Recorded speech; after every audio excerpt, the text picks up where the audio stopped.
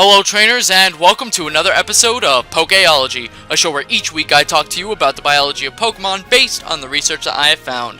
My name is Professor SACCHARUM, and this week I was going to talk to you about a Pokemon nicknamed the Kicking Fiend. However, there have been a change of plans. So instead I'll be talking to you about a Pokemon that may or may not have given you a headache. That's right, it's Psyduck.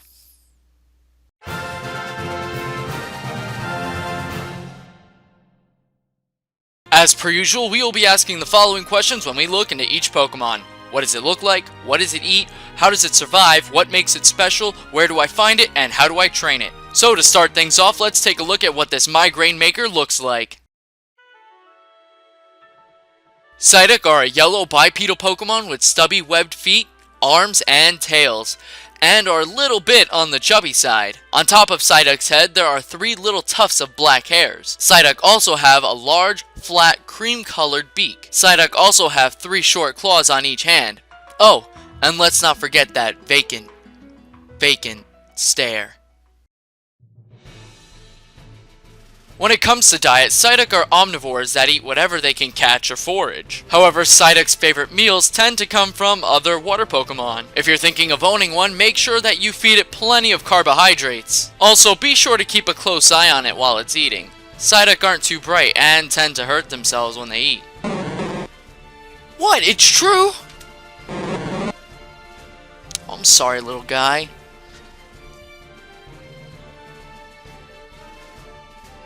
Well, like I said before, Psyduck aren't too bright, so they never venture off on their own.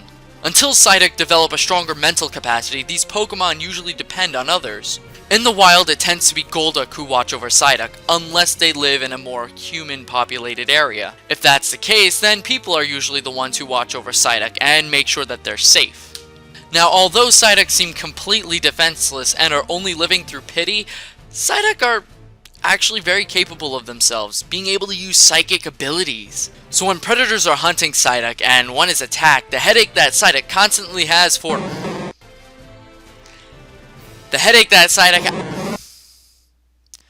defending itself. What do you want? Okay, I just fed you. That? You want your Chimchar doll on your blink? Okay, here, take this, okay? Okay, and then take this, okay? Alright, cool. Now go to bed, come on. Like I said, if Psyduck are attacked, their headache becomes even more intense, and then the psychic power then begins to develop even stronger, and they're able to overwhelm any one of their foes. I'll be right back. He wants me to tuck him in.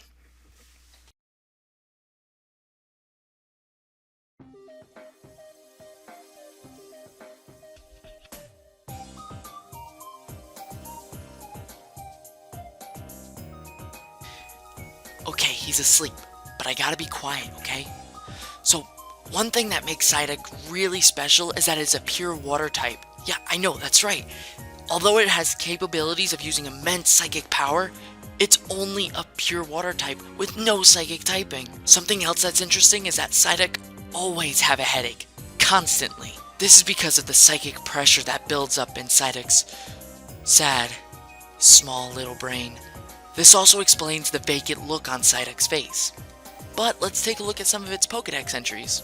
Psyduck uses a mysterious power. When it does so, this Pokemon generates brainwaves that are supposedly only seen in sleepers. This discovery spurred controversy among scholars. If it uses its mysterious power, Psyduck can't remember having done so. It apparently can't form a memory of such an event because it goes into an altered state that is much like deep sleep. When its headache intensifies, it starts using strange powers. However, it has no recollection of its powers, so it always looks befuddled and bewildered. It is constantly racked by a headache. When the headache turns intense, it begins using mysterious powers. While lulling its enemies with its vacant look, this wily Pokemon will use psychokinetic powers. If its usual headache worsens, it starts exhibiting odd powers. It can't remember doing so, however. It never remembers using its odd powers, so it always tilts its head in puzzlement. Overwhelmed by enigmatic abilities, it suffers a constant headache. It sometimes uses mysterious powers. It has mystical powers but doesn't recall that it has used them. That is why it always looks puzzled. If its chronic headache peaks, it may exhibit odd powers. It seems unable to recall such an episode.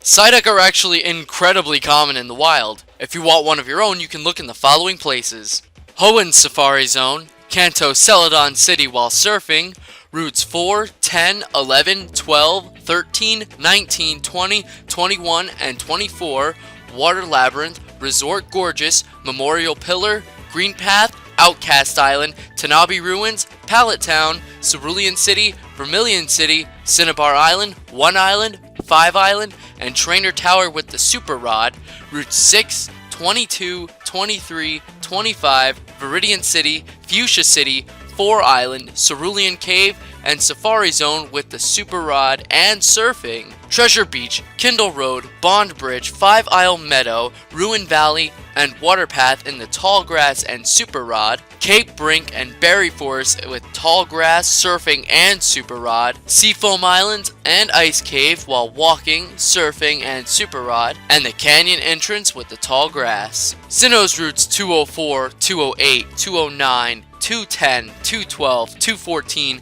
225, Twin Leaf Town, Eterna City, Lake Verity, Resort Area while surfing, routes 208, 210, Lake Acuity, Lake Valor, and Great Marsh in the Tall Grass, Orberg Gate, Ravaged Path while walking and surfing. Johto's Route 35, Ilex Forest and Safari Zone, Univa's Flockacy Ranch, and Kalos' Route 7 in Hordes, and Route 22 while surfing. Now it's time for me to teach you how to train up a Psyduck of your very own. The first thing you're going to want to know about Psyduck is that it is a pure water-type Pokemon, meaning that it is weak to grass and electric-type moves, while resisting water, fire, ice, and steel-type moves. Next you want to take a look at its base stats. At first glance, Psyduck seems to have fairly decent stats, with its special attack being the highest at a base 65. This would also seem to be very weak, but for a basic level Pokemon, that's not bad at all. It's fairly decent. Now you're going to want to know that Psyduck has access to either one of 3 abilities: Damp, Cloud 9, and Swift Swim. Damp is an ability that causes the move's explosion and self-destruct to not work while Psyduck is in battle. Cloud 9 is an ability that causes all weather effects to be negated while Psyduck is on the field. And Swift Swim causes Psyduck's speed to double in the rain. However, its speed will not double on the turn the weather becomes heavy rain. For this first set, you're going to want a Psyduck with a modest nature and the ability Cloud 9. Give it a choice scarf to hold and spread the EVs, 240 special attack, 240 speed, and 28 HP. Then give it the moves Ice Beam, Signal Beam, either Hydro Pump or Surf, and either Hidden Power Fire or Hidden Power Grass. And there you have it, Psyduck the Little Peep. Well, that's my show for this week. Remember to give this video a thumbs up if you like it, and to subscribe to this channel so you can catch next week's Pokemon. Also, don't forget to leave your friend code and a suggestion for a Pokemon you'd like to see in the show in the comment section below. By doing that, you enter yourself in the SACCHARUM raffle, where you have the chance to win the Pokemon discussed in this week's episode. Last week I raffled off Houndoom, and here are the names of our winners. Congratulations! Don't forget to send me an email so that we can schedule a trade. Thank you so much for watching. Again, my name is Professor SACCHARUM, and please join me next week for another episode of Pokéology. Happy Easter! See you next time.